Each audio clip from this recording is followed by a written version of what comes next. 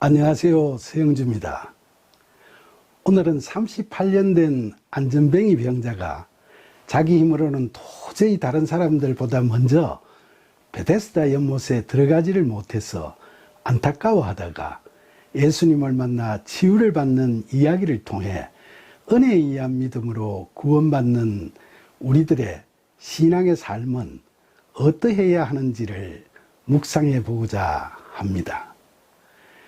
어느 날 유대인의 명절을 맞아 예수님께서 예루살렘으로 올라가실 때 그 입구에 히브리어로 베데스다, 즉 자비의 집이라고 쓰여 있는 큰 연못을 지나가시게 되셨죠. 그 연못에는 천사가 가끔 내려와서 물을 움직이게 하는데, 그때 먼저 연못으로 들어가는 자는 어떤 병에 걸렸더라도 다 낫게 됐다고 합니다. 그래서 그 연못가에는 병자나 맹인, 그리고 다리 저는 자들이 항상 우르르 몰려와서 물의 움직임을 초조하게 기다리고들 있었죠. 예수님께서 그 연못에 가셨을 때 마침 그곳에 38년 된 병자가 돗자리에 누워 있었습니다. 예수님께서는 그의 병이 벌써 오래된 줄 다 아시고 너가 낫고자 하느냐라고 물으셨죠. 그러자 그 병자는 주여, 물이 움직일 때에 저를 못에 넣어주는 사람이 없어서 다른 사람들이 먼저 내려가는 바람에 저는 나을 기회가 전혀 없습니다 라고 탄식했죠. 그 말을 들으시고 예수님께서 그에게 일어나 너 돗자리를 들고 걸어가라고 말씀하셨는데, 그렇게 말씀하시자마자 그는 곧 나아서 걸을 수가 있었습니다. 그 후에 예수님께서는 성전에서 다시 그 사람을 만나게 됐는데, 그때 보라, 너가 나았으니 더 심한 것이 생기지 않게 다시는 죄를 범하지 말라고 당부하셨죠. 여러분은 이 이야기를 들으시면서 주인공인 38년 된 병자는 과연 어떤 사람을 의미하고 있다고 생각하십니까? 다리가 불편한 병자라서 동작이 어둔한 까닭에 원래 있는 병자들 중에서 도저히 먼저 내려갈 수가 없었고, 그러다 보니까 38년이나 병중에 있으면서도 나을 길이 막막했던 이 병자는 세상 살면서 심한 장애나 지병으로 정상적인 삶을 영위하기가 곤란하거나 또 엎친 데 덮친 격의 고난과 실패로 인해 어떻게 달리 손을 써볼 수가 없는 상황에 처한 그런 딱한 사람들을 우선 가리키고 있다고 볼 수 있겠죠. 그리고 나아가서 성경적으로는 스스로의 힘으로 구원을 이루기에는 무능력하고 영적으로 공경에 처해 있는 우리들 모두를 상징하고 있습니다. 그런데 이 38년 된 병자는 연못에 먼저 들어가기가 어려운 상황에서도 결코 포기하지 않고 연못에 물이 움직일 때 누가 와서 자기를 넣어주기만 하면 자기는 나을 수 있다고 생각하고 있죠. 이걸 보면 그는 고난 중에 있으면서도 희망의 끈을 끝내 놓지 않고 자기를 도와줄 누군가를 기다리면서 나름대로 애를 쓰고 있는 연약한 우리들을 상징하기도 하고, 영적으로 볼 때는 가난한 심령으로 나의 나된 것은 다 하나님 은혜라고 고백하고 자신을 구원하여 영생으로 이끌어줄 그리스도의 영을 사모하면서 순종과 인내의 삶을 살아가고 있는 우리의 모습을 보고 있는 것 같기도 합니다. 그리고 그런 38년 된 병자를 보시면서 예수님께서는 그에게 너가 낫고자 하느냐라고 물으셨죠. 이 말씀은 너가 낫고자 하는 의지가 있느냐라는 뜻일까요? 아니면 너가 낫기를 희망하느냐라는 뜻일까요? 자신의 심한 장애에도 불구하고 신비한 연못의 마술적인 힘에 대한 기대를 버리지 않고 막연히 기다리고만 있는 그를 보시면서 예수님께서는 그에게 낫고자 하는 결단의 의지가 있는지를 확인하시는 거죠. 바로 믿음에 대한 결단, 영적 죽음에서 벗어나려고 하는 결단, 이런 결단을 하기 위해서 너 마음이 과연 확정되었느냐, 그렇게 물으시는 예수님께 가난한 심령으로 자신의 능력 없음을 호소하면서 그래도 희망을 버리지 않고 누군가의 도움을 애타게 바라고 있는 그 병자의 간절한 고백을 들으시고 예수님께서는 그를 낫게 해주십니다. 이 이야기는 장애나 지병 또는 갖가지 삶의 고난 앞에서 우리를 치유하시고 도우시는 능력 되시는 예수 그리스도를 믿고 낫고자 하는 자신의 의지와 결단으로 주님 앞에 나아가 전심으로 우리의 바람을 간절히 기도하면 믿음대로 다 이루어질 거라는 소망을 주죠.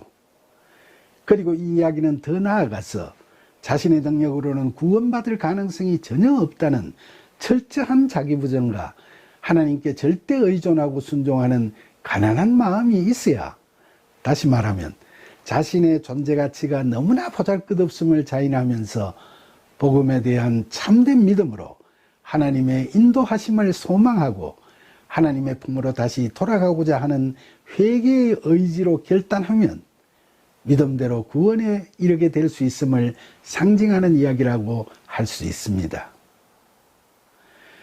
그런데 예수님께서 그를 낫게 하신 방법은 그를 연못으로 데려가셔서 먼저 들어갈 수 있게 도와주시는 방법이 아니라 그에게 일어나서 누워있던 돗자리를 들고 걸어가라고 명하시고 그렇게 말씀하신 대로 이루어지게 하셨다는데 깊은 의미가 있죠. 이건 병자가 그동안 생각해오던 치유의 방법이 아니라 예수님의 방식으로 치유하신 겁니다. 잠언 16장 9절에 사람이 마음으로 자기의 길을 계획할지라도 그의 걸음을 인도하시는 이는 여호와시니라 라는 말씀대로 말이죠. 실제로 우리가 어려운 일을 겪으면서 우리 생각대로 어떤 방향으로 그 일이 잘 해결이 되도록 도와주실 것을 간구하는 기도를 드리지만 하나님께서는 우리가 전혀 예상치 못했던 방식으로 그 난제를 풀어주시는 걸 경험하게 되는 경우가 상당히 많죠. 결국 우리가 구원을 받는 것도 우리가 생각하는 방식이 아닌 하나님의 방식으로 베풀어 주시는 거니까 구원은 우리가 자랑할 것이 전혀 없는 그야말로 은혜요, 선물인 거죠. 마지막으로 예수님께서는 그를 성전에서 다시 만나셨을 때 다시는 죄짓지 말라는 당부 말씀을 하셨죠. 이 말씀에는 구원의 은혜를 입은 자들이 실족해서 성령이 소멸되는 잘못을 범하지 말라는 주님의 사랑의 권고가 담겨 있는 겁니다. 사랑하는 여러분, 그런데 38년이나 고생하던 이 병자를 현실적인 시각으로 보노라면 마치 무한경쟁의 삶을 힘겹게 살아가고 있는 오늘날의 우리들의 모습을 보는 것 같습니다. 우리는 경쟁에서 자신이 소망하는 대로 이기지 못하고 탈락했을 때 자신의 학력이나 재력이나 가문의 배경, 건강이나 미모 같은 이런 것들이 남들에 비해 모자란다고 스스로 생각하는 상대적 결핍감이나 심리적인 열등감으로 말미암아 자신의 인생을 비관하는 경우가 종종 있죠. 그래서 그런 모자람을 메꾸어 버리고 기복신앙적으로 교회나 절을 다니거나 점집이나 무당을 찾아다니면서 그저 복받기만을 기대하며 살아가기도 하고 또 아니면 이런저런 악조건 속에서도 자신의 힘으로 자기 인생을 헤쳐나가 버리고 아등바등 애쓰면서 살아가기도 하죠. 그러나 어느 쪽이든 나아지는 것은 별로 없고 그저 답답하기만 한 삶을 살아가고 있는 게 38년 된 병자 같은 우리들의 모습입니다. 그런 우리들에게 예수님께서는 오늘도 그 옛날 38년 된 그 병자에게 물으신 것처럼 너가 낫고자 하느냐라고 묻고 계시죠. 이건 세상 살아가면서 겪는 우리의 고난의 사건 하나하나에 대해서 일일이 이렇게 물으신다기보다는 우리가 38년이나 된 병, 즉 우리 인생에서 태생적으로 씌어져 있는 죄인의 굴레를 완전히 벗어버리는 궁극적인 구원을 얻기 위해서 진정으로 참된 믿음을 갖고 예수 그리스도 앞으로 나아오고 있느냐를 물으시는 겁니다.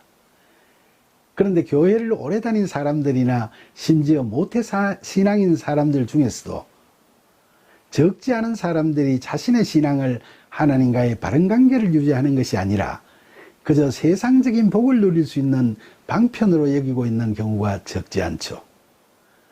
이런 현상은 인간 스스로가 이기적 본성을 갖고 있기 때문에 생기는 현상이기도 하지만 교회가 교인들을 잘못된 길로 인도하다 보니까 세속적인 기복주의로 흐르는 현상이기도 하죠. 교회가 양적 성장에 몰두하다 보면 교인들이 듣고 싶어하고 듣기 좋은 이야기만 자꾸 하는 경우가 많습니다.